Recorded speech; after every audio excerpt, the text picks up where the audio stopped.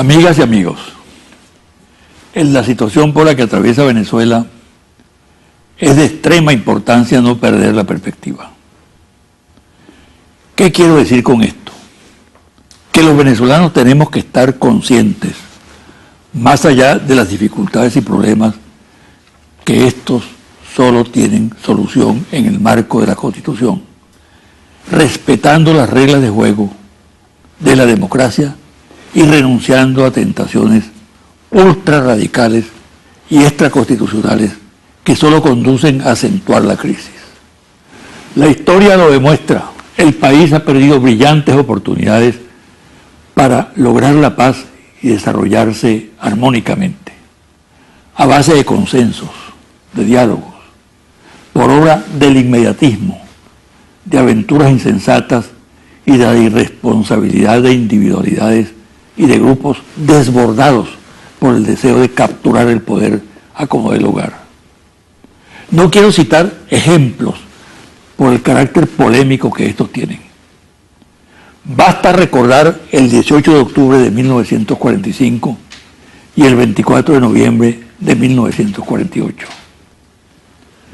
Para sectores que considero minoritarios en el país, pero que tienen poder y capacidad de movilización, la salida de la actual situación no es otra que el salto al vacío, la ruptura del orden constitucional, como ya ocurrió el 11 de abril del 2002, o luego el paro sabotaje de la industria petrolera. ¿Qué ganaron los aventureros que dirigían aquellos acontecimientos? El desprecio de la colectividad y el más absoluto fracaso. Pero esa lamentable experiencia, lejos de emblematizar lo que no se debe hacer en una democracia, se convirtió en nostalgia, en un feroz sentimiento de revancha que prácticamente impregna a ese sector de la vida nacional. Si alguna conclusión se puede extraer del pasado, es que las aventuras, los intentos por alterar el rumbo democrático del país no dan dividendos de ninguna naturaleza. Generan más frustraciones, decepciones, desesperanza. La opción no es el abismo, no es jugar al albur, empecinarse en el azar sin que importe el destino de la nación, de la mayoría de los venezolanos. La perspectiva está inscrita ahora en las elecciones parlamentarias de este año, que como anunció la presidenta Tibisay Lucena, se realizarán en el último trimestre de este año, al culminar los preparativos de la institución y de las fuerzas participantes. Hay que coger mínimo, no hacer concesiones a las prédicas de los que andan buscando pescar en río revuelto. A todos conviene que se cumpla la Constitución, los plazos que ella establece para la provisión a través del voto de los organismos de representación popular y dar contribución, es lo más sensato. Es el camino, es el único que nos permitirá salir adelante e impide que la situación se complique aún más. Una pausa y al regreso converso con la ministra del Poder Popular para las Relaciones Exteriores de Venezuela, Delcy Rodríguez.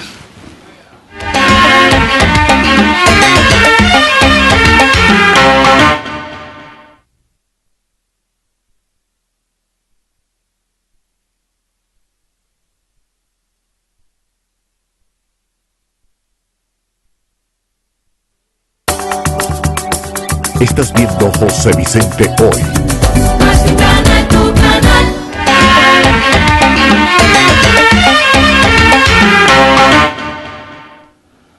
Hablar de política exterior con alguien como Delcy Rodríguez, nuestra actual canciller, creo que es una delicia, por el conocimiento que ella tiene de la materia, por su capacidad de trabajo y por muchas otras virtudes. Bienvenida, Delcy. Gracias, doctor. Después de esas palabras, pues, gracias. Cancillera de hierro. Diplomacia bolivariana. Tiene esa fama, ¿viste? ¿Así? Sí. Bueno, yo digo que es la diplomacia bolivariana de la paz. Dura y flexible. Bueno, aquí estamos representando al país, un legado que nos va a dejar el comandante Chávez. Venezuela es un país acosado, cercado. No, Venezuela es un país que donde va se le abren las puertas. La diplomacia bolivariana realmente, lo que hemos vivido estos últimos tiempos, a pesar de los ataques que provienen además de centros imperiales, centros hegemónicos muy fuertes de poder, donde vamos, digamos que la diplomacia, que es una doctrina que contiene además los principios bolivarianos de nuestros libertadores, del comandante Chávez, pues se abren las puertas. Venezuela es un país acosado mediáticamente y eso sí es terrible, porque estamos en presencia, en esto hemos tenido ya tiempo haciendo análisis, estamos en presencia de un acoso terrible mediáticamente a nivel internacional.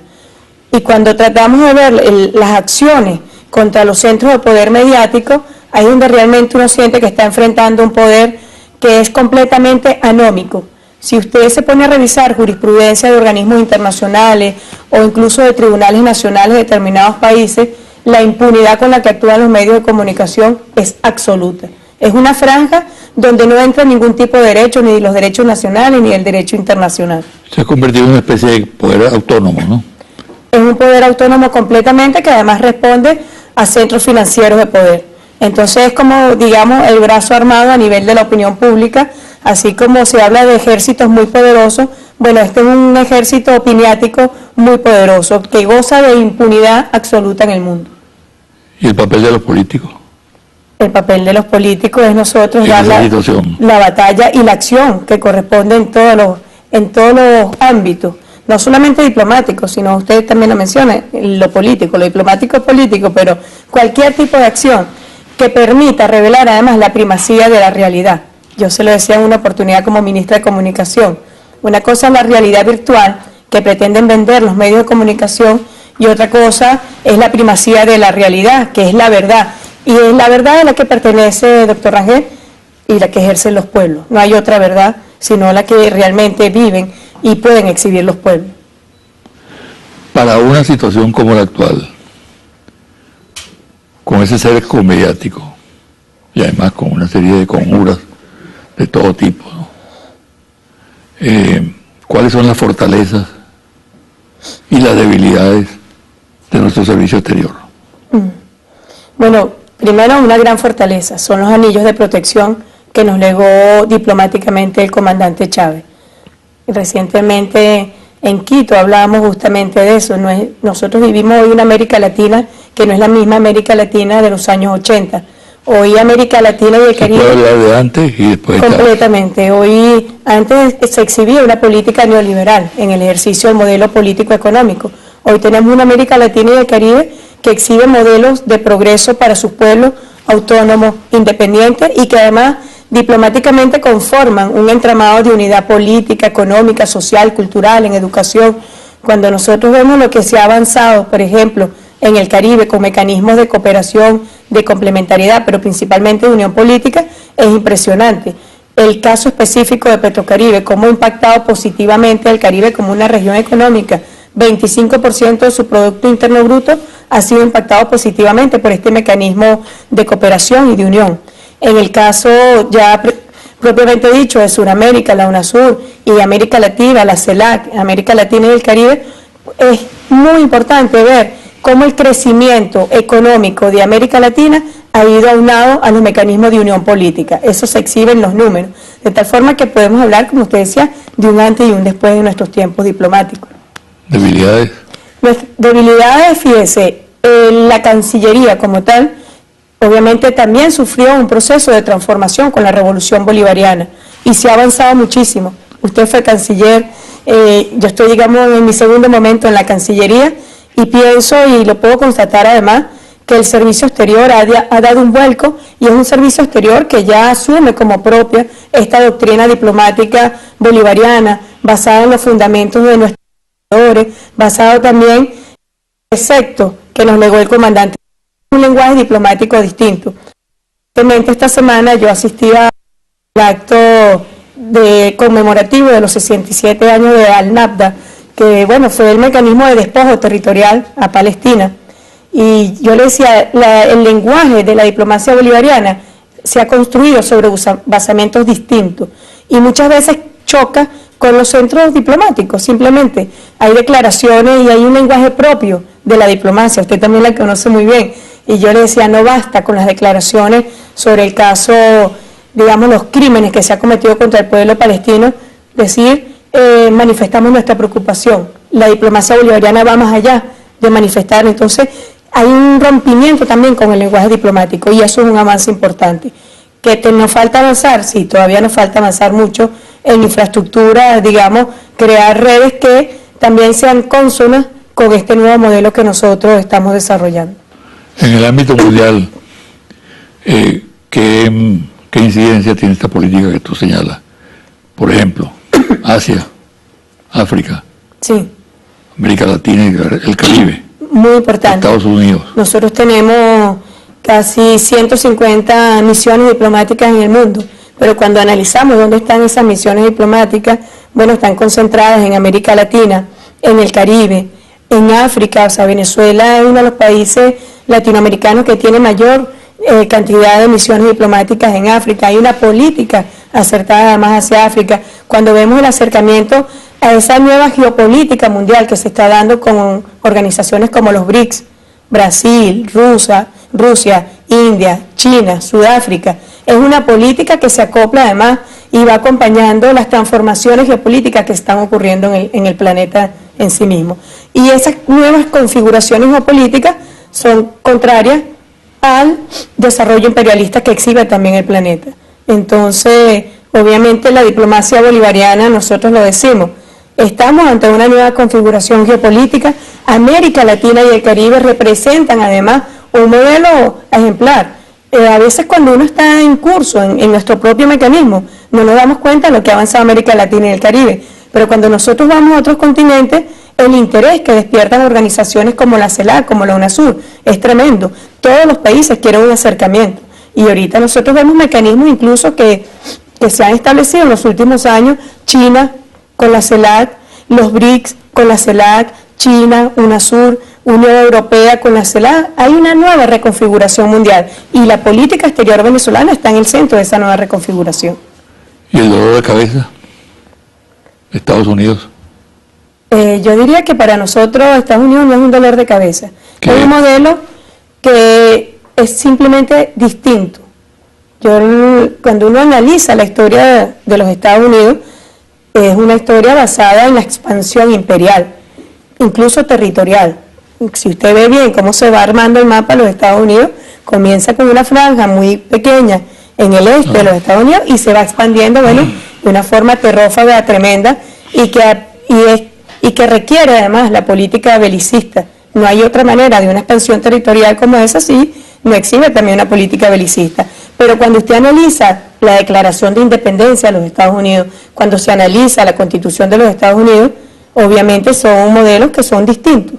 Y es una realidad que debe entenderlo las autoridades de los Estados Unidos, que es además un sistema muy complejo, porque no se trata solamente de la figura presidencial, se trata de un sistema donde también tiene una alta influencia el Congreso de los Estados Unidos, con una entropía propia, con un sistema electoral distinto, con un sistema electoral muy representativo, poco participativo, y en ese modelo que instauró acá la Revolución Bolivariana es completamente contrario a eso. Entonces hay que establecer una convivencia en modelos divergentes. ¿En qué estado está esa relación en este momento? Fíjese, el presidente Obama... Situación crítica, como cuando hubo el pronunciamiento de Obama y su famosa o algo evolucionaba, ha cambiado un poco. Al presidente Obama hay que reconocerle el haber, valga la redundancia, reconocido su error al considerar a Venezuela una amenaza para la seguridad nacional de los Estados Unidos, producto también de asesorías inexpertas que quizás por muy jóvenes. Conocimos en Panamá incluso los ideólogos de este decreto, pero en el caso concreto venezolano, él designó a Tom Shannon para, digamos, iniciar conversaciones. ¿En qué etapa estamos nosotros ahorita? ¿Qué opinión te merece Shannon? Es una decisión acertada, correcta, porque, bueno, es una persona conocedora de la realidad de América Latina y también de Venezuela, y de tal forma creo que fue una decisión acertada y correcta, su designación. Porque una persona que no viene a empaparse de la situación en Venezuela, creo sí que está un poco, desconoce la realidad propia de la Revolución Bolivariana.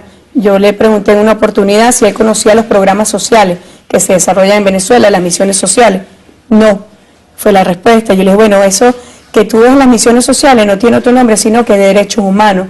Entonces no se compagina con toda la situación de arremetida contra Venezuela, por ejemplo, en materia de derechos humanos, cuando Venezuela es uno de los pocos países en el mundo que puede, digamos, tener el orgullo, yo no voy a decir, voy a vanagloriarnos como país, pero sí tenemos el orgullo de exhibir estos avances en materia de los derechos humanos.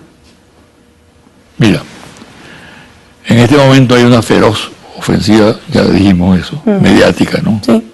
Como nunca se había debatido sobre un país de la tierra, algo parecido, ¿no? Los centros de esa ofensiva fundamentalmente son el presidente Maduro y el presidente de la Asamblea Nacional, Diosdado Cabello. Quiero que hablemos de ese tema al regresar de la pausa. ¿Cómo no?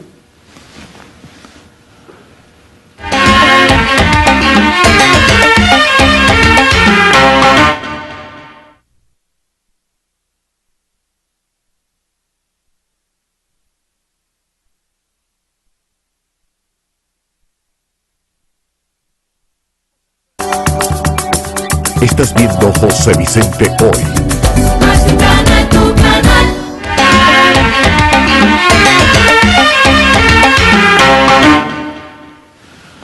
Delcy, ¿cómo explicar esa situación?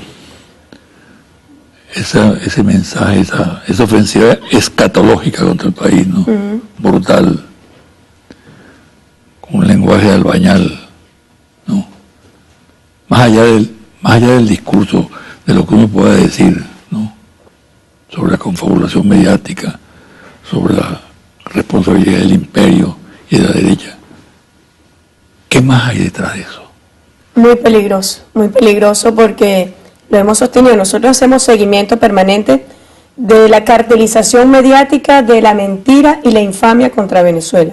Es sencillamente una aberración. Si usted, cualquier conocedor de medio de comunicación, hace estudios, va a saber que es una aberración. El caso muy reciente contra el presidente de la Asamblea Nacional, por ejemplo.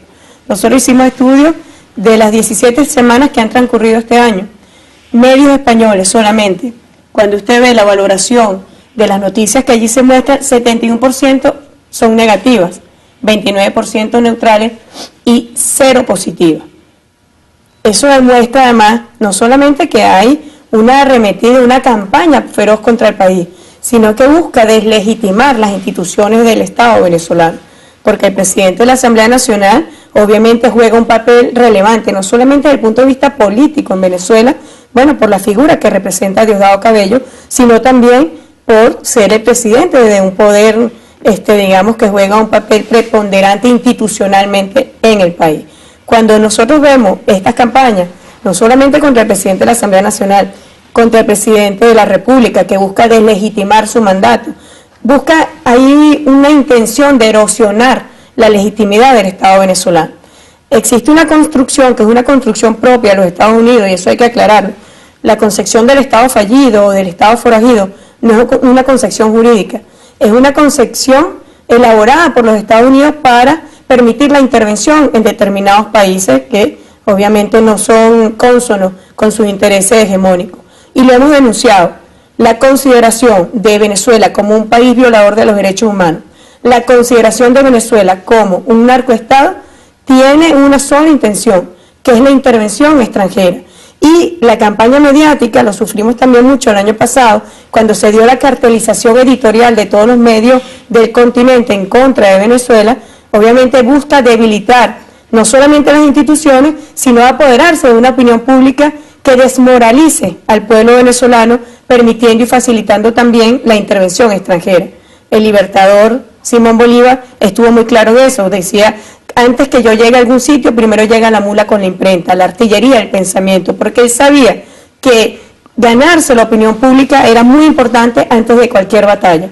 Bueno, un poco inspirado en eso, pero al servicio del mal es lo que están aplicando en Venezuela. En la batalla comunicacional busca desmoralizar al pueblo venezolano, busca erosionar y deslegitimar nuestras instituciones, obviamente atacando las figuras principales del Estado. Fíjate que esa campaña se monta un aspecto de ella sobre la defensa de la libertad de expresión, ¿no? Y resulta que en esa campaña, en España, como lo señala aquí esta información, en España la liderizó, comenzó en el diario ABC de Madrid. Correcto. El ABC de Madrid es un diario que durante toda la etapa de la dictadura de Franco Lo apoyaron, lo sí. apoyó, ¿no? Franquista, Exacto. fascista. Bueno, y en Chile es el Mercurio, que fue el padre de la criatura de Pinochet, y lo respaldó durante 18 años, y acabó con la libertad de expresión. Entonces hay una gran hipocresía, pero hay que hacerse ver al país, ¿no? Y explicarlo, ¿no? Y luego está el aspecto que tú señalabas. Esa ofensiva contra Diosdado y contra Maduro busca descabezar al Estado venezolano, ¿no? Golpear a sus dirigentes, a sus líderes. Y, como tú lo señalabas, avanza un proceso para declarar a Venezuela en cualquier momento Estado forajida. Así es. ¿No? ¿Por qué? Por el narcotráfico, por los derechos humanos y por otra cantidad de cosas, ¿no? Son los principales expedientes. Exacto, exacto. Incluso en organismos internacionales, pero organismos internacionales que exhiben un doble rasero en materia de derechos humanos terrible. Yo lo señalé en Ginebra. ¿Cómo es posible que Venezuela, que es un país que además constitucionalizó los derechos humanos, los promueve, los garantiza, es acusado como violador de los derechos humanos? ¿Cómo podemos considerar nosotros los avances en salud, en educación, en alimentación, en vivienda? Y en ese sentido, nosotros hicimos un reto a los Estados Unidos. Vamos a debatir públicamente sobre 8 aspectos que tienen que ver con los derechos humanos.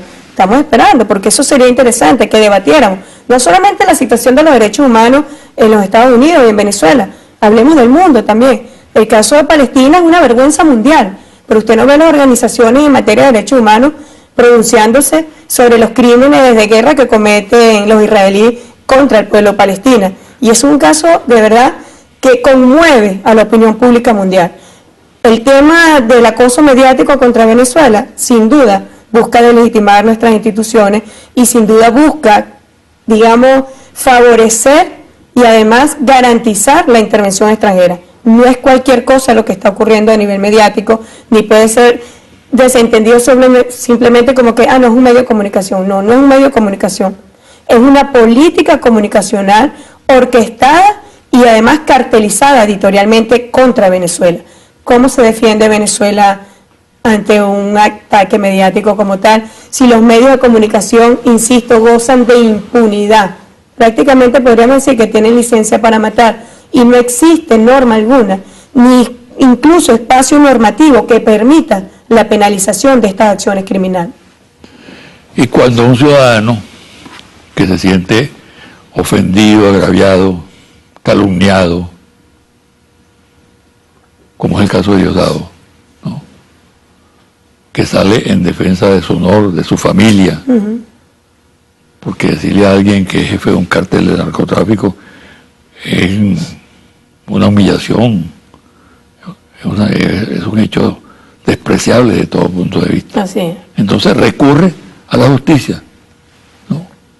Y entonces se descalifica la justicia. Correcto, pero ¿No? es que además no se trata simplemente de los derechos que le han sido vulnerados como persona, como ser humano, que como usted bien lo señala, no solamente a él, su familia, su nombre está expuesto, su reputación está expuesto en el mundo entero, porque esta es una noticia que está en el mundo entero, en todos los medios de comunicación, pero que el objetivo principal es el Estado venezolano.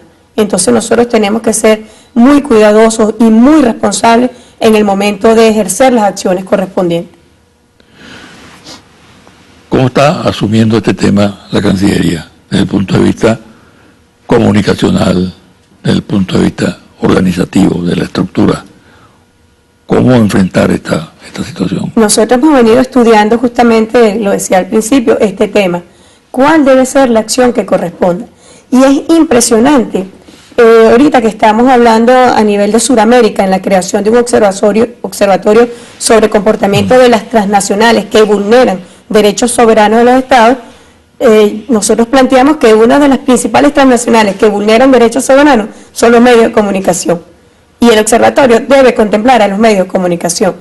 ¿Por qué es interesante, doctor? Bueno, porque cuando se hace un estudio de la jurisprudencia, los casos que tienen que ver, nunca ha sido condenado un medio de comunicación en términos de defensa del Estado. Hay una falsa premisa de que solo los Estados violentan los derechos humanos. No, centros privados también violentan los derechos humanos. En el caso concreto, un medio de comunicación de extrema derecha, que además ha defendido y ha promovido el fascismo, como es el ABC, vulnera los derechos humanos de un ciudadano, que coincide además en el hecho de que es el presidente de la Asamblea Nacional de Venezuela. Pero lo hace en nombre de la libertad de expresión. Sí, pero el derecho, la libertad de expresión no puede darse si vulnera la libertad y los derechos de otra persona. Eso está establecido en la Constitución. Incluso. Eso está establecido en las Constituciones, incluso en pactos universales de derechos humanos. Sí. Mira, hay un tema que lo voy a plantear simplemente porque tú tuviste recientemente una declaración, ¿no? Se trata del caso de la Exxon, que está operando en una zona en litigio, pues, ¿no? ¿Qué desarrollo puede tener eso? Incluso tomando en cuenta que hay un nuevo gobierno en Guyana. Claro. Por cierto, el nuevo presidente hizo una declaración muy positiva, me parece a mí. Usted sabe que las relaciones con Guyana no solamente es el tema del Esequibo. Sin embargo, nuestra política es que el tema del Esequibo lo llevamos en instancias y canales diplomáticos no mediáticos. Pero, bueno, aprovecho su pregunta para ratificar que en efecto nosotros enviamos comunicación al ExxonMobil, porque recuérdense que en materia del derecho internacional las aguas siguen la suerte del territorio. Esto es un territorio en reclamación. Venezuela ratifica los derechos soberanos sobre el Esequibo, es territorio venezolano. Y en consecuencia, mientras no exista una decisión sobre nuestro territorio, no puede las aguas ser, digamos, dispuestas para otros fines. Debe esperar la suerte del territorio. Y en ese sentido nosotros enviamos comunicación a la ExxonMobil solicitándole que paralizara sus actividades en esas aguas y que además se retirara de allí, porque está en una zona en reclamación. ¿Está dispuesta la Cancillería a actuar en instancias internacionales en estos casos que tratamos de esa agresión mediática? Sí, completamente. Estamos estudiando las acciones diplomáticas, internacionales, judiciales, y queremos no solamente atacar, insisto, doctor, el tema contra un medio de comunicación, es algo más conceptual, atacar la filosofía que hay detrás del poder mediático en el mundo y a qué tipo de poder están vinculados los medios de comunicación. Porque no son solamente los medios de comunicación, es a qué poder económico, a qué poder financiero responden los medios de comunicación. En estos episodios, la Cancillería, y desde luego tu titular, aparece como la punta de lanza de una contraofensiva del país, y al mismo tiempo como el escudo protector de una serie de derechos. Es una gran responsabilidad y afortunadamente, desde mi punto de vista, la asume una mujer. No se trata de un feminismo barato aquí, especulativo para hacer demagogia con las mujeres, ¿no? Pero sí es muy importante, ¿no? Es muy importante ese rol que tú estás cumpliendo, ¿no? ¿Qué siente Delcy cuando está a solas, ¿no? Y mira este contexto y el papel que está jugando? Siento que es un gran privilegio, como venezolana, poder tener la oportunidad de defender a la patria es un gran privilegio y, como usted bien lo dijo, una gran responsabilidad.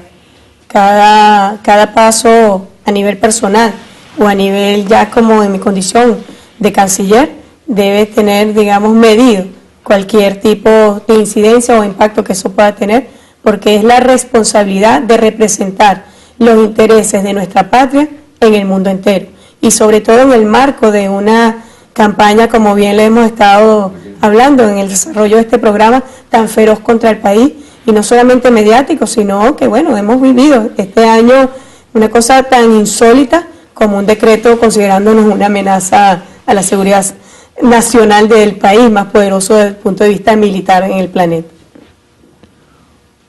Jorge y tú son guerreros, ¿no? Solo tienen el ADN.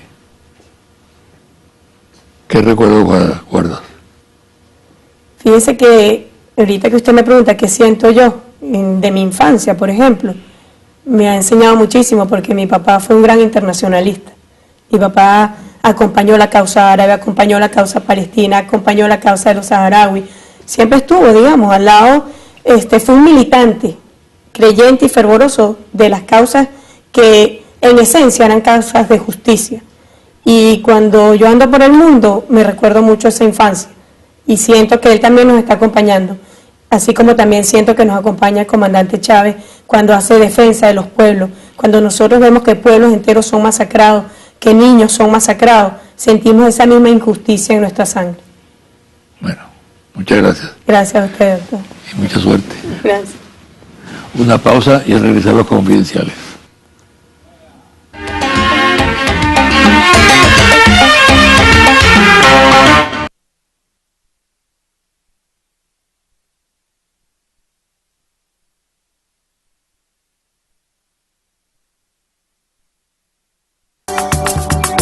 Estás viendo José Vicente Hoy. Más Ventana, tu canal.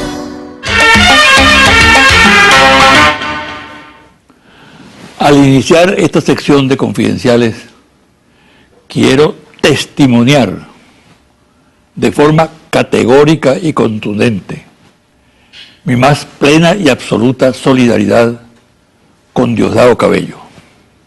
Diosdado Cabello es un dirigente calificado, que nadie lo puede descalificar. Es un recio conductor popular, es un hombre gestado en la lucha, en el combate cotidiano, que además arraiga convicciones muy firmes y sólidas. Es un combatiente de este proceso bolivariano. Contra él se abate toda la canalla nacional e internacional. Contra él se profieren las peores infamias. Pero él sabe que cuenta con la solidaridad de sus compatriotas, con la mayoría, y que esta etapa por la cual atraviesa tiene que sentirse acompañado por esta solidaridad de los venezolanos. En sucesivos programas voy a tratar el caso Diosdado Cabello, la miseria que se oculta detrás de las infamias que contra él se produce. Dejo hasta aquí este testimonio de amistad con relación a la personalidad de Diosdado Cabello y con relación a sus luchas políticas. Ahora los confidenciales. Los Estados Unidos en su nuevo rumbo geoestratégico en la región. Washington viene aumentando sus procedimientos y ampliando militarmente sus operaciones bajo perfil con un manto de legalidad, como son los casos del despliegue de unidades de implantación de bases y tareas para misiones de colaboración en el área. Ha orientado su atención a la región con una escalada de sistemas de bases militares adaptado y actualizado por el Comando Sur, como excusa en la lucha contra el narcotráfico, seguridad nacional, ayuda humanitaria en catástrofes, cuando lo que realmente ocurre es que se trata de una reformulación de la política militar y de seguridad para la región latinoamericana y caribeña, controlada por el Pentágono siguiendo instrucciones del gobierno norteamericano. La actual administración de Conferri, a través de Bolipuertos, no realiza el mantenimiento de los buques. Un ejemplo, le cambian el aceite a los motores y no le cambian los filtros, con el argumento de que no hay recursos. La mayoría de los buques está parada por falta de mantenimiento y por la adquisición de repuestos. Sin embargo, la actual administración fletó un ferry, el Croatia Jet, por el cual paga un monto diario de $25.000. Si en lugar de hacer esa inversión, esos recursos se destinaran al mantenimiento de los 3 nuevos ferries adquiridos el año 2013 y la flota vieja, estos estarían operando a plenitud. Sobre el mismo tema, los trabajadores de Conferri no entienden el por qué la gerencia de la empresa ordenó parar el ferry Lilia Concepción, que se encuentra operativo. Este ferry permanece atracado en el muelle NR2 del terminal de ferries Eulalia Bros de Puerto La Cruz, en franco proceso de deterioro. Colombia acaba de adquirir carros de combate, por ahora 38 unidades, para ser ubicadas en la frontera con Venezuela. La finalidad, indica la información, es confrontar insurrectos en la zona.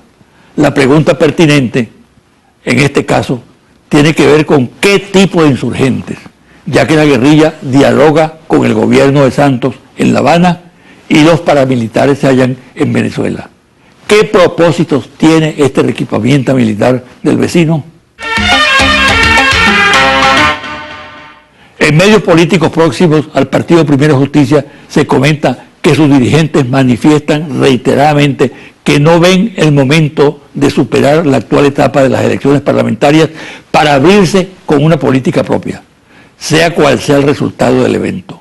Expresan que buena parte del tiempo y energía se les va en disputas con los socios de la MUD. Esta actitud de la Dirección de Primera Justicia se ve reforzada con el resultado que logró el partido en las primarias del pasado domingo 17, donde surge como primera fuerza de la oposición. Este sentimiento es extensivo a otros integrantes que participan en la MUD. Señalan que esta es una especie de camisa de fuerza que los mantiene paralizados sin poder adelantar sus propias políticas y abrirse a otras opciones estratégicas. La confirmación de este clima de malestar en el seno de la oposición tiene que ver en gran medida con las posiciones críticas que mantienen dirigentes como María Corina Machado, Leopoldo López, Ledesma, Gómez y Gala, Andrés Velázquez y los movimientos que dirigen, los cuales sostienen que la MUD está superada por los acontecimientos y que caso de no producirse una rectificación a fondo y a tiempo, se corre el riesgo de que los resultados electorales para las parlamentarias no colmen sus aspiraciones de derrotar al chavismo y controlar la Asamblea Nacional. A propósito de la situación en la MUD y en general en el sector opositor, se considera que quizá el mayor problema que afrontan es la falta de un liderazgo claro, aglutinador, con amplio consenso. Las primarias chucutas efectuadas el domingo 17 confirman esta realidad. Quien fungía de líder, es decir, Capriles Radonqui, quedó prácticamente fuera de juego. Sus relaciones con Primero Justicia, partido que resultó más favorecido, son muy frágiles. En su dirección se suele decir que Capriles pasó de ser líder a convertirse en un problema. Y es bien sabido que el Partido Voluntad Popular de Leopoldo López, segundo favorecido en las primarias, lo rechaza absolutamente. Confidencial al cierre, Monitor País, Interlaces, encuesta por muestreo mediante 1.200 entrevistas a mayores de 18 años en todo el país entre el 30 de abril y el 6 de mayo de 2015. Ficha técnica, entrevistas directas en hogares en todo el país. Resultados, liderazgos de la oposición. Independientemente, pregunta, de su posición política, de los siguientes nombres. ¿A quién elegiría usted como líder de la oposición? Total nacional, Enrique Capriles, 13%, Leopoldo López, 29%, María Corina Machado, 5%, Antonio Ledesma, 3%, Julio Borges, 2%, Henry Falcón, 26%, ninguno, 18%, cualquiera, 2%, no sabe, no contesta, 2%. Independientemente de su posición política, pregunta, de los siguientes nombres, ¿a quién elegiría usted como líder de la oposición? Solo entre opositores: Enrique Capriles, 18%, Leopoldo López, 47%, María Corina Machado, 7%, Antonio Ledesma, 5%, Julio Borges, 2%, Henry Falcón, 15%, ninguno 3%, cualquiera 2%, no sabe, no contesta, 1%. Pregunta: independientemente de su posición política, de los siguientes nombres, ¿a quién elegiría usted como líder de la oposición? Solo entre chavistas: Enrique Capriles, 10%, Leopoldo López, 9%, María Corina Machado, 2%, Antonio Ledesma, 1%, Julio Borges, 2%, Henry Falcón, 34%, ninguno 39%, cualquiera 1%, no sabe, lo contesta, 2%. Pregunta: independientemente de su posición política, de los siguientes nombres, ¿a quién elegiría usted como líder de la oposición? Solo entre ninis: Enrique Capriles, 10%, Leopoldo López, 34%, María Corina Machado, 5%, Antonio Ledesma, 3%, Julio Borges, 3%, Henry Falcón, 28%, ninguno 13%, cualquiera 2%, no sabe, no contesta, 2%. Hasta aquí el programa.